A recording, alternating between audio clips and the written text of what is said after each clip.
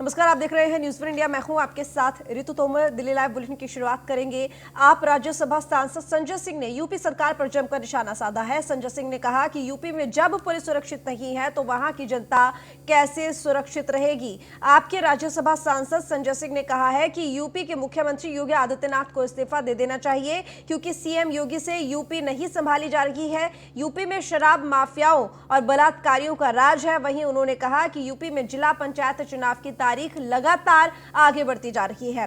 डर से कोई तारीख नहीं तय हो पा रही है, जबकि उन्हें कोर्ट से भी फटकार लगी है।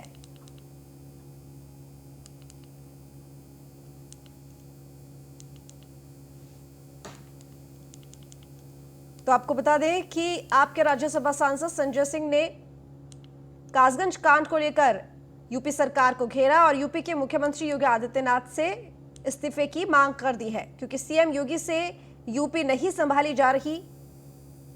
ये आप राज्यसभा सांसद संजय सिंह का बयान। उनका कहना है कि मुख्यमंत्री योगी आदित्यनाथ यूपी नहीं संभाल पा रहे हैं। यूपी में शराब माफियाओं और बलात्कारियों का राज है। वहीं उन्होंने ये भी कहा कि यूपी में जिला पंचायत चुनाव की तारीख भी लगातार आगे बढ़ती जा रही थी। डर से कोई तारीख भी नहीं तय हो पा रही थी और ऐसे में उन्हें कोर्ट से भी फटकार लगी है। तो ये तमाम आरोप लगाए हैं आम आदमी पार्टी के राज्यसभा सांसद संजय सिंह ने। भ्रष्टाचार तो एक बड़ा विषय है। कोरोना का घोटाला हो जाता है, शिक्षक भर्ती का घोटाला हो जाता है, पीपीई किट का घोटाला हो जाता है। वो घोटाले और भ्रष्टाचार एक अलग विषय है, उस पर लंबी चर्चा हो सकती है। लेकिन जब उत्तर प्रदेश में दरोगा और पुलिस ही सुरक्षित नहीं है। पिछले दिनों शामली से एक खबर आई कि एक महिला कांस्टेबल शिकायत कर रही है कि उसके साथ छेड़खानी होती है, उसको तंग किया जाता है, उसको परेशान किया जाता है।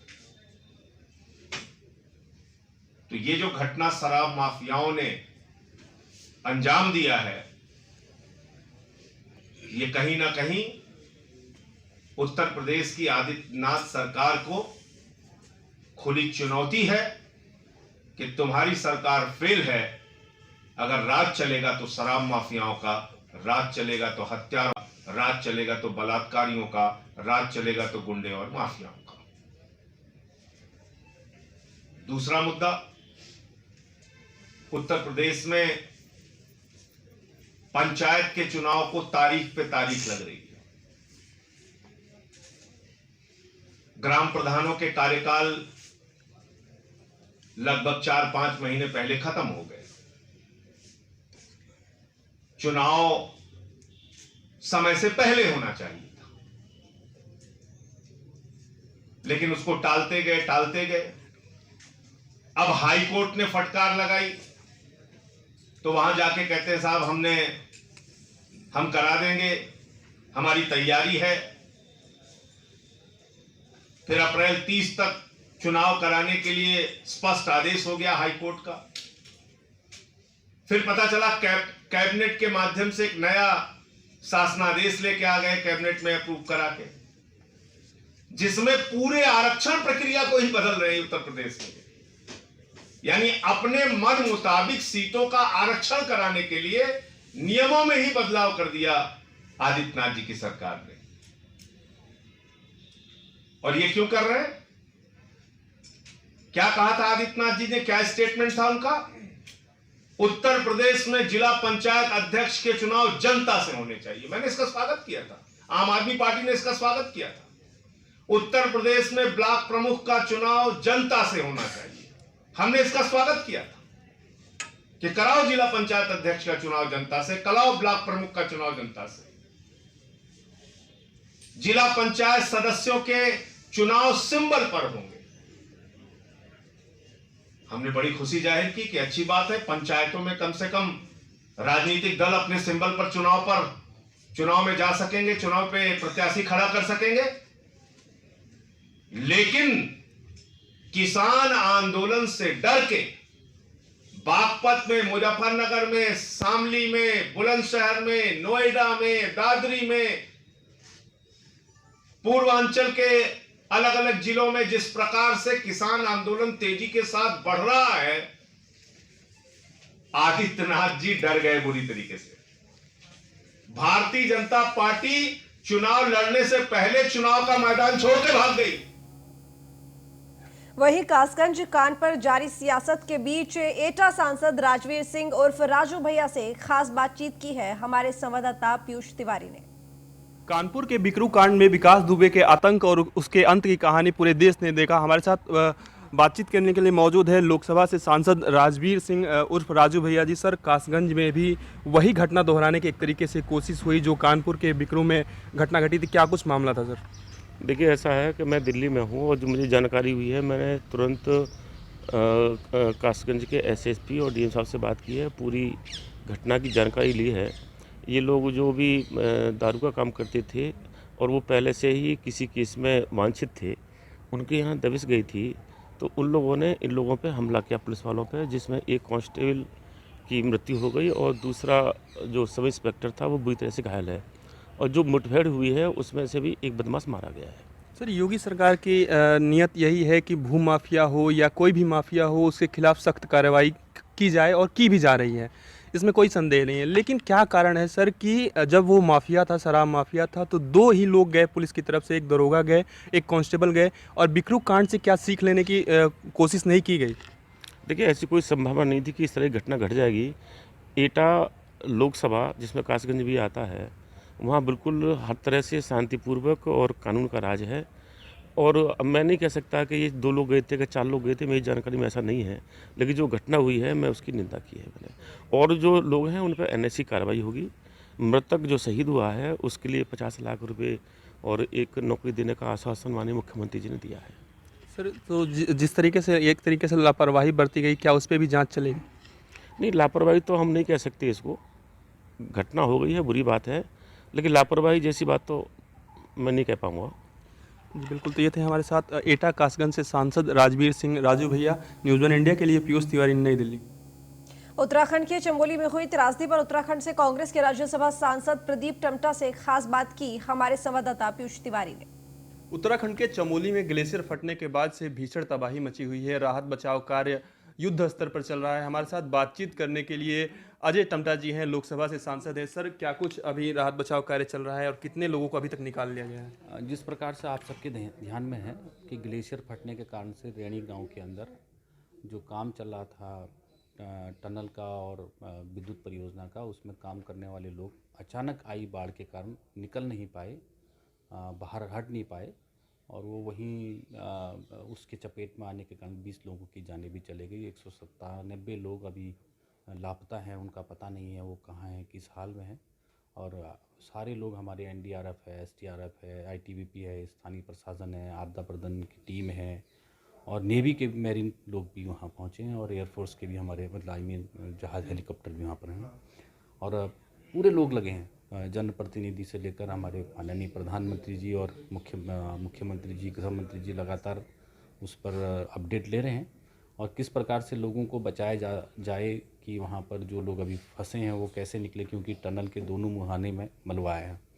एक तरफ से साफ़ करने का काम चल रहा है, और उसमें भी आपने भी देखा होगा कि बहुत जानों को उसमें से भी, टनल से भी निकाल के जो मिट्टी में दबे हुए लोग थे उनको भी बचाने का काम किया है। और सरकार, केंद्र सरकार और राज्य सरकार दोनों मिल करके किसी भी तरीके से लोगों को निकाला जाए, इस दिशा में लगातार काम चल रहा है। कल आप सर प्रधानमंत्री जी से भी मिल के आए। प्रधानमंत्री जी ने क्या कुछ भरोसा दिया वहाँ पे व्यवस्थाओं को लेकर, और कितना मुहैया कराया जा रहा है मुआवजा मृतकों को, घायलों को? आपको जैसा कि आपके ध्यान में भी है कि कल माननीय प्रधानमंत्री जी के पास माननीय गृह मंत्री जी और हमारे राष्ट्रीय अध्यक्ष जी नड्डा जी भी वहाँ उपस्थित थे, और हम 5 सांसद, 3 लोकसभा के और 2 राज्यसभा के, और हमारे मंत्री जी और हमारे उस क्षेत्र के सांसद तीरथ सिंह जी, वो उस क्षेत्र कल यहाँ नहीं थे क्योंकि वो घटना स्थल में गए थे, आपदा के स्थान में गए थे। माननीय प्रधानमंत्री जी स्वयं समय समय पर मिनट पे वहाँ की अपडेट ले रहे हैं। जब से एक दुर्घटना घटी है उसी समय से वो लगातार ये प्रयास रहा है उनका, गृह मंत्री जी का, प्रधानमंत्री जी का और मुख्यमंत्री जी का, कि हम किसी प्रकार से जो लोग वहाँ फंसे हैं वो निकलें। जो आपदा में अभी भी 197 लोग नहीं मिले हैं, वो कैसे मिलें, किसी प्रकार से मिलें, सारी टीमों को लगा करके काम चल रहे हैं। और जैसा कि सरकार ने भी बोला है कि राज्य सरकार भी और केंद्र सरकार भी, जो भी हमारे ये 20 लोगों की मृत्यु अभी तक हुई है, जो लोग मिले हैं, इनको जो भी केंद्र और राज्य के द्वारा निर्धारित राशि है उनके परिवारों को दी जाएगी, ये आश्वासन दिया गया है। बिल्कुल, तो ये थे हमारे साथ अजय टमटा जी, जिनका कहना है कि उत्तराखंड के लोग किसी भी आपदा से लड़ाई लड़ते हैं और लड़ाई लड़ने का काम करते हैं और मजबूती के साथ लड़ते रहेंगे। न्यूज़ वन इंडिया के लिए पीयूष तिवारी, नई दिल्ली। दिल्ली विश्वविद्यालय एसोसिएशन के चुनाव को लेकर आपके राज्यसभा सांसद ने प्रेस कॉन्फ्रेंस की। इस मौके पर आपने अपने प्रत्याशियों की घोषणा की। आपने कहा कि इस बार विश्वविद्यालय में 20 से 30 साल से पढ़ा रहे टीचरों को पक्का करने का मुद्दा उठाया जाएगा। साथ ही दिव्यांगों को उचित सुविधा दिलाई जाएगी। वहीं आप प्रत्याशी नरेंद्र कुमार पांडे ने कहा कि हमारी मांगों को पुरजोर तरीके से उठाया जाएगा।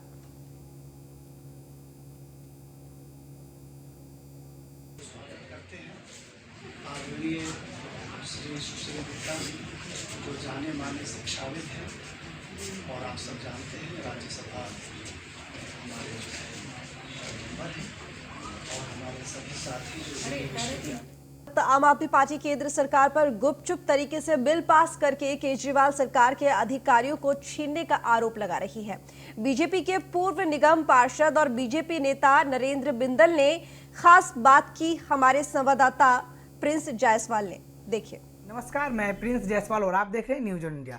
इस वक्त हमारे साथ जो है नरेंद्र बिंदल जी हैं, बीजेपी नेता जो पूर्व निगम पार्षद भी रह चुके हैं। अब मुद्दा ये है कि केंद्र सरकार और दिल्ली सरकार में आपसी में गुटबाजी तैयार हो गई है। गुटबाजी की बात करें तो दिल्ली सरकार कह रही है बीजेपी सरकार से कि उनका जो भी दायित्व होता है और उनका जो भी पावर होता है वो छीन के एलजी साहब को दे दिया गया है, जो कि एलजी के ही आदेश पे सारे काम होंगे। अब महज क्या आरोप प्रति आरोप आम आदमी पार्टी और बीजेपी सरकार को लेकर, इस पे हमारे साथ बात करने के लिए नरेंद्र बिंदल जी, जिस तरीके से आम आदमी पार्टी बीजेपी को कह रही है कि हमारा जितना भी पावर है वो एलजी को दे दिया गया है, इस पे क्या कहेंगे? देखिए, ये केवल एक झूठा आरोप है। केंद्र को जितने भी अधिकार हैं, केंद्र अपने अधिकारों का प्रयोग करता है, लेकिन जब से केजरीवाल जी मुख्यमंत्री बने हैं वो उल्टा अड़चन लगा रहे हैं केंद्र के अधिकारों के ऊपर। वो अपना अधिकार चाहते हैं। और सबसे दुर्भाग्यपूर्ण बात है, भी आपने देखा होगा दिल्ली में कितनी सफाई कर्मचारियों की हड़ताल हुई है और उन्होंने सारा बजट एमसीडी का दिल्ली का रोक के रखा। 13,000 करोड़ का एमसीडी का बजट उन्होंने रोक रखा है। वो भी तो कह रहे थे कि जो पैसे बकाया वो केंद्र सरकार के ऊपर है। नहीं, ये झूठ बोलता है, क्योंकि इसका एक झूठ की एक राजनीति इन्होंने शुरू से ही चलाई है। अब इसका कोई मतलब नहीं होता। जहाँ अब ये किसान आंदोलन को ही ले लो, किसान आंदोलन में राज्यसभा में इन्होंने समर्थन किया है और बाद में इन्होंने जाके धरने का समर्थन किया है। क्या ये दोगली नीति है? मैं स्वयं काउंसलर रहा हूँ। शीला दीक्षित की सरकार थी, कांग्रेस की सरकार थी, हम बीजेपी के निगम पार्षद थे। उस समय हमारे को 2 करोड़ रुपए हमारा काउंसलर फंड होता था और आज काउंसलरों की वो हालत कर दी है इन्होंने कि काउंसलर आज अपनी गली की सफाई भी नहीं करवा सकता, मेंटेनेंस का भी खर्चा उनको काउंसलरों को नहीं मिल रहा। तो जो केजरीवाल जी, मनीष सिसोदिया जिस तरीके से प्रेस कॉन्फ्रेंस करके मीडिया को बता रहे हैं कि आप जो पावर है जो मुख्यमंत्री के पास होना चाहिए वो चला गया है एलजी साहब के पास। अब एलजी जब तक कोई भी चीज़ पे पेपर पे साइन ना करे, उनको कुछ ना लगे, तब तक वो पास ही नहीं होगा। असल में ये जिसको काम नहीं करना, तो क्या एक मिनट, क्या मुख्यमंत्री की जिम्मेवारी नहीं कि वो भी तो प्रतिनिधि है, उसको जनता ने चुन के भेजा है? बिल्कुल सही बात है आपकी, लेकिन उनको जो काम नहीं करना, उन्होंने पूरी दिल्ली में वाईफाई लगवाने की बात की थी, उन्होंने पूरा ये मार्शल लगाने की बात की थी डीटीसी में। कितने मार्शल काम कर रहे हैं, कितनी जगह वाईफाई है, पूरा उन्होंने इतने झूठे आरोप वो वादे किए थे, आज वो पूरे हो नहीं रहे, वो काम कर नहीं पा रहे। इतने ज्यादा उन्होंने दुनिया दिल्ली वालों को वो सपने दिखा दिए, आज पूरे हो नहीं रहे। कितने अपराधी पकड़े जा रहे हैं उनके वाईफाई से आज। छोटा सवाल, क्या लगता है उपचुनाव में, सिर्फ 2 सेकंड का सवाल होगा, उपचुनाव में क्या लगता है आपको? उपचुनाव में दिल्ली की जनता निर्णय करेगी। भारतीय जनता पार्टी पहले बैठी हुई है, भारतीय जनता पार्टी के जीतेंगे सब। अच्छा, यानी 5 सीट भी भारतीय जनता पार्टी जीत पक्का लग रहा है। देखो वो तो, यानी जिस तरीके से नरेंद्र बिंदल जी का आपने बात सुना कि भाजपा जो है अपने जगह सही है और जो उनके अधीन है कार्य करना, वो चाहे एलजी हो चाहे मुख्यमंत्री हो, वो अपने अधीन काम करेंगे। महज जिस तरीके से आरोप प्रत्यारोप मनीष सिसोदिया हो चाहे केजरीवाल जी हो, वो जो लगा रहे हैं वो बिल्कुल बेबुनियाद है, जो नरेंद्र बिंदल जी का कहना है। मैं Prince Jaiswal, news one India, Delhi. प्रदेश विद्यालय प्रबंधक एसोसिएशन अध्यक्ष राम नरेश भारतीय ने प्रेस वार्ता की। उन्होंने नई शिक्षा नीति को प्राथमिक और माध्यमिक स्कूलों के लिए बेहद नकारात्मक बताया। एसोसिएशन ने दावा किया है कि जो सुझाव उन्होंने रंगनाथन कमेटी को दिया था वो करना चाहिए, जिससे देश के मान्यता प्राप्त विद्यालय जो वर्षों से समाज के दलित, अति पिछड़े, कमजोर वर्ग के लिए शिक्षा में काम कर रहे हैं, इनमें अध्ययन करने वाले बच्चों की किताबें, ड्रेस, मिड डे मील आदि सुविधाएं भी नहीं हैं। ऐसे विद्यालयों को चिन्हित कर सरकार की ओर से अनुदान मिलना चाहिए। इस वक्त न्यूज़ वन इंडिया के कैमरे पर हैं राष्ट्रीय अध्यक्ष राम नरेश, जो शिक्षा नीति को लेकर बात करना चाहते हैं। आइए जानते हैं क्या है। रुखसर, आज आपने पीसी की, क्या समस्या है? आज नई शिक्षा नीति भारत में आई। नई शिक्षा नीति आने से पहले एक रंगनाथन कमेटी का गठन हुआ था। उस कमेटी में मैंने सुझाव दिया था और ये मैंने कहा था कि जो देश के मान्यता प्राप्त विद्यालय कक्षा 1 से लेकर के इंटर तक चल रहे हैं, जो लगभग 50 वर्षों से अपना विद्यालय चला रहे हैं, ऐसे विद्यालयों के अध्ययन करने वाले बच्चों को मिड डे मील, किताबें, ड्रेस आदि की सुविधा दी जाए और उनमें जो लोग पढ़ा रहे हैं उनको जो है वेतन दिया जाए। सरकार ने इस चीज़ को इग्नोर किया। नई शिक्षा नीति में इस तरीके की कोई व्यवस्था नहीं की। मैं सरकार की इस काम को भर्त्सना करता हूं और मांग करता हूं कि अगर सरकार नई शिक्षा नीति में ये परिविधान नहीं करेगी तो देश का प्रबंधक और देश के शिक्षक इस पे आंदोलन के लिए विवश हो जाएंगे। सामाजिक न्याय संरक्षण मंत्रालय से आपके आवासीय विद्यालयों की मांग है, उसके बारे में क्या प्रोग्रेस रही? हाँ, सामाजिक न्याय और अधिकारिता मंत्रालय के द्वारा जो हमारी मांग बहुत पहले से चल रही थी, अनुसूचित जाति के लिए जो काम कर रहे हैं, अनुसूचित जाति के क्षेत्र में जो विद्यालय लोग चला रहे हैं, अनावासी, रेजिडेंशियल, हॉस्टल, ऐसे विद्यालयों को भारत सरकार के सामाजिक और न्याय अधिकारिता मंत्रालय ने अनुदान देने का फैसला किया है, काम किया है। इसके लिए मैं सामाजिक न्याय अधिकारिता मंत्रालय को बहुत बहुत बधाई देता हूं और प्रधानमंत्री जी को भी बधाई देता हूं। ये थे हमारे साथ राम नरेश जी, जो अपनी समस्याओं को आज न्यूज़ वन इंडिया के माध्यम से सरकार तक पहुंचा रहे हैं। देखना होगा कि इनकी गूंज कहां तक जाएगी और क्या रंग लाएगी। मैं Gulshan Saifi, news one India, Delhi. इस वक्त गणतंत्र दिवस पर किसानों की ट्रैक्टर रैली के दौरान लाल किले पर उपद्रव मचाने वालों में शामिल 50,000 के वांछित इनामी इकबाल सिंह को गिरफ्तार कर लिया गया है। दिल्ली पुलिस स्पेशल सेल के डीसीपी संजीव कुमार यादव ने बताया कि दिल्ली हिंसा में आरोपी इकबाल सिंह को मंगलवार रात दिल्ली पुलिस की स्पेशल सेल ने पंजाब के होशियारपुर से गिरफ्तार किया। इकबाल को पकड़ने के लिए 50,000 रुपए का इनाम घोषित किया गया था। गौरतलब है कि 26 जनवरी पर हुई हिंसा की जांच दिल्ली पुलिस की क्राइम ब्रांच कर रही है और अब अन्य आरोपियों की धरपकड़ के लिए पुलिस की कई टीमें लगातार जगह जगह छापेमारी कर रही हैं।